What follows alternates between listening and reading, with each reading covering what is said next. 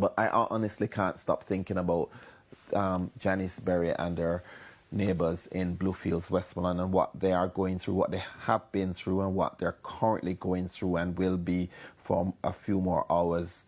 And folks, not sure if many of you would have seen any of those features, which we've done over the years on television. Westmoreland is famous for its chattel houses. These are small wooden houses. They're mounted on blocks. And, you know, if I want to move, you know, buy a piece of land in Bluefields, I'll move there from, you know, somewhere else in Westmoreland, and you just get a trailer, hire a trailer, and they come, mount it on it, and you move the house. You literally move house. Those houses, though, are extremely vulnerable in a hurricane. They're not really secured to the earth or anything, and they're wooden. They're generally mounted on like 4 or 8 blocks at the corners, and sometimes a couple in the middle.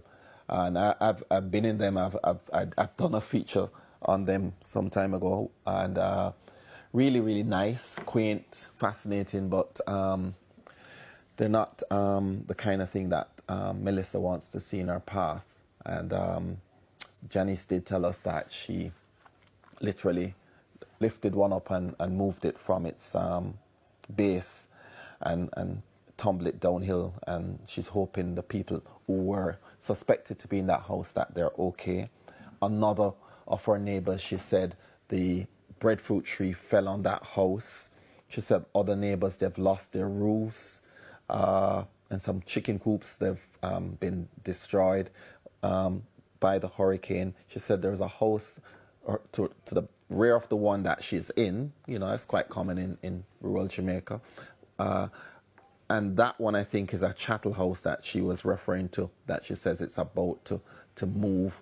But she said the one that she's in is one of the more modern houses with a, you know, foundation and reinforced concrete and steel. And she said that's okay. She said there may be some leaks and water blowing in, but they are okay and safe. They're waiting for the lull of the eye to see if they can get the neighbors who are in that house, one with a breadfruit tree fell on it, or the people who are in the chattel house that the storm blew away, that they will be able to get them over into their homes too.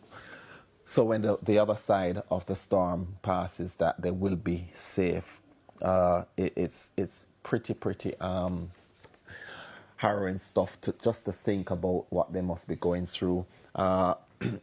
Earlier I told you about the power situation.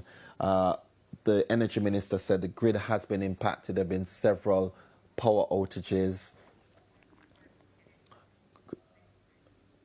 Some substations that have been impacted, and that's what's caused the power in the western parishes, Hanover, St. James, St. Elizabeth, and also Manchester in the centre, to have been most of the customers there. He said at least 75% of them are without power.